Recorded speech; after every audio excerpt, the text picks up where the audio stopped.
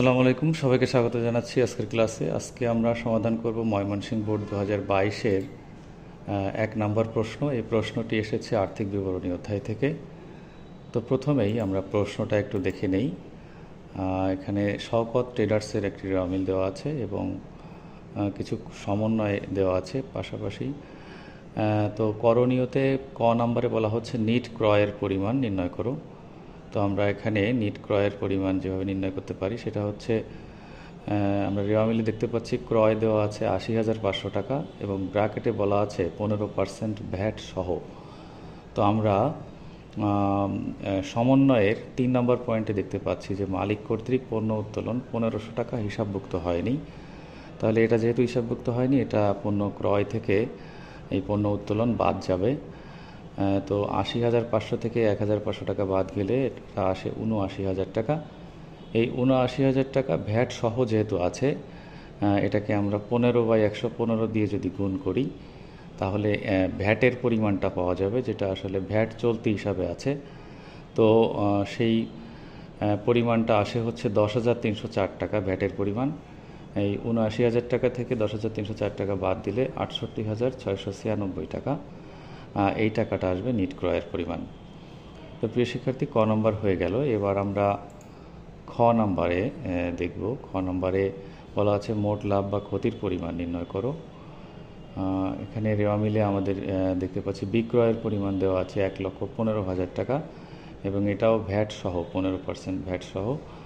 ফলে আমরা যেভাবে সমাধান করতে পারি, বিক্রয় 1,15,000 টাকা, সেখান থেকে ভ্যাটের পরিমাণ আলাদা করতে হবে। তো 1,15,000 গুণ 15/115, ভ্যাট আসবে এখানে 15,000 টাকা। ফলে আমরা নিট বিক্রয় পাচ্ছি 1,00,000 টাকা। তো তারপরে আমাদের বিক্রিত পণ্যের ব্যয় বের করতে হবে। বিক্রিত পণ্যের ক্ষেত্রে প্রথমেই প্রারম্ভিক মজুত পণ্য, সেটা আছে 20,000 টাকা। আমরা একটু রেওয়ামিলে দেখে নেই যে প্রারম্ভিক মজুত পণ্য আছে 20,000 টাকা। তো তারপরে নিট ক্রয়ের পরিমাণটা আমাদেরকে যোগ করতে হবে সেটার সঙ্গে। নিট ক্রয়টা আমরা একটু আগে ক নাম্বার রিকোয়ারমেন্টে বের করেছি 68,696 টাকা।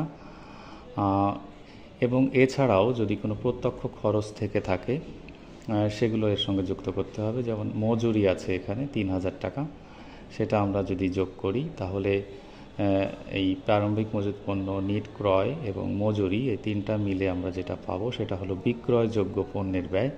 সেটা আসবে 91,696 টাকা এবং এটা থেকে আমাদেরকে সমাপনী মজুত পণ্যের মূল্যটা বাদ দিতে হবে।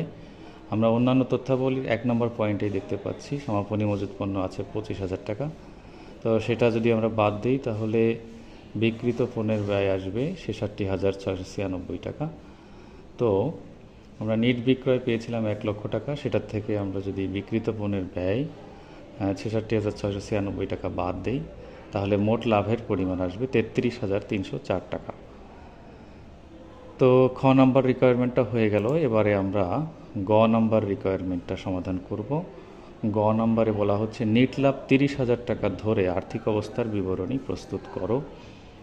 তো আমরা এক্ষেত্রে প্রথমেই স্থায়ী সম্পদগুলোকে সাজিয়ে নেব। স্থায়ী সম্পদ প্রথমে আছে যন্ত্রপাতি 1,30,000 টাকা। আমরা একটু রেওয়ামিলে দেখে আসি। যন্ত্রপাতি আছে 1,30,000 টাকা, কিন্তু সমন্বয়ের 4 নম্বর পয়েন্টে বলা হচ্ছে যে যন্ত্রপাতির উপর 7.5% অবচয় ধার্য করো।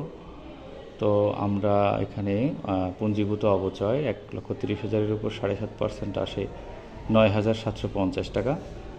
আমরা সেটা বাদ দিলে পাই 1,20,250 টাকা। তারপরে চলতি সম্পদের মধ্যে আছে প্রাপ্য হিসাব 20,000 টাকা, সমাপনী মজুত পণ্য 25,000 টাকা। আমরা একটু রেওয়ামিল থেকে দেখে আসি। প্রাপ্য হিসাব এই যে 20,000 টাকা এবং অন্যান্য তথ্যাবলীর মধ্যে সমাপনী মজুত পণ্যের মূল্য দেওয়া আছে 25,000 টাকা। তো এবারে আছে অনিশ্চিত হিসাব। মোট সম্পদ পাই হচ্ছে 1,90,796 টাকা। এই অনিশ্চিত হিসাব 25,546 টাকা। এটাকে আমি লাল কালিতে রেখেছি, কেননা আমাদের যে রেওয়ামিলটা দেওয়া আছে এখানে, সেখানে 2,79,500 টাকা টোটাল ব্যালেন্স ডেবিট এবং ক্রেডিটে। এখানে কোনো অনিশ্চিত হিসাব নেই। তবুও কেন এখানে অনিশ্চিত হিসাব আসলো? কারণ এটা সৃজনশীল প্রশ্ন হওয়ায় এখানে গ নাম্বার রিকোয়ারমেন্টে বলা হয়েছে নিট লাভ 30,000 টাকা ধরে আর্থিক বিবরণী প্রস্তুত করতে। তো আমরা যদি দেখি যে নিট লাভ অঙ্কে যেটা বলা আছে সেটা হচ্ছে 30,000 টাকা। কিন্তু এই অঙ্কের ক্ষেত্রে যদি আমরা প্রকৃত আয় বিবরণীটা তৈরি করি তাহলে নিট লাভ প্রকৃত আসবে হলো 4,454 টাকা। ফলে দেখা যাচ্ছে যে এখানে যে যেটা ধরতে বলা হয়েছে 30,000 টাকা, সেটা 25,546 টাকা বেশি ধরা হয়েছে। এই যে পরিমাণটা বেশি ধরা হয়েছে ঠিক এই পরিমাণটাই এখানে অনিশ্চিত হিসাবের মধ্যে চলে আসবে। তো তারপরে আমরা মালিকানা সত্ত্ব পাবো হচ্ছে মূলধন 1,50,000 টাকা এবং নিট লাভ আমাদেরকে এখানে তো করণীয় মধ্যে দেওয়া আছে 30,000 টাকা, সেটা এখানে নিয়ে আসবো। ফলে মোট আসলে এখানে 1,80,000 টাকা। আর উত্তোলন সেটা আমরা একটু দেখে আসি। উত্তোলন আছে রেওয়া মিলে 5,000 টাকা, কিন্তু সমন্বয়ের 3 নম্বর পয়েন্টে বলা হচ্ছে যে মালিক কর্তৃক পণ্য উত্তোলন 1,500 টাকা হিসাবভুক্ত হয়নি। ফলে মোট উত্তোলনের পরিমাণ আসবে কিন্তু 6,500 টাকা। ফলে আমাদের এখানে মোট উত্তোলন 6,500 টাকা বাদ দিতে হবে। এখানে আসবে 1,73,500 টাকা এবং চলতি দায়ের মধ্যে আসবে প্রথমেই বকেয়া বেতন। আমরা বকেয়া বেতনটা যেভাবে পাই সেটা হচ্ছে বেতনের পরিমাণ রেওয়া মিলে দেওয়া আছে 3,000 টাকা, কিন্তু 2 নম্বর পয়েন্টে বেতন 10 মাসের প্রদত্ত হয়েছে। ফলে অপর যে 2 মাস বাকি আছে সেটা আমরা এখানে নিয়ে আসবো।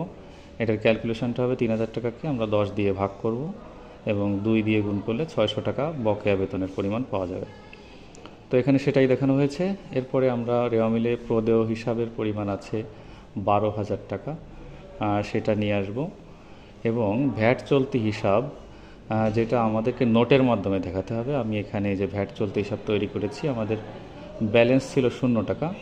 আমরা যখন বিক্রয় করেছি বিক্রয়ের উপর ভ্যাট পেয়েছি 15,000 টাকা এবং ক্রয়ের উপরে ভ্যাট পাওয়া গিয়েছে, অর্থাৎ ভ্যাট প্রদান করা হয়েছে 10,304 টাকা। অবশিষ্ট যে 4,696 টাকা এটা আমাদের হাতে আছে, এটা আসলে ভ্যাট চলতি হিসাব। তো এটা দায়, এটা সরকারি কোষাগারে এখনও জমা দেওয়া হয়নি। তো ভ্যাট চলতি হিসাবে সেইটাই এখানে দেখানো হয়েছে দায় পাশে। সব মিলিয়ে চলতি দায়ের মধ্যে 17,296 টাকা এবং মালিকানা সত্ত্বে আসছে 1,73,500 টাকা এবং সব মিলিয়ে মালিকানা সত্ত্ব মোট দায় হবে 1,90,796 টাকা।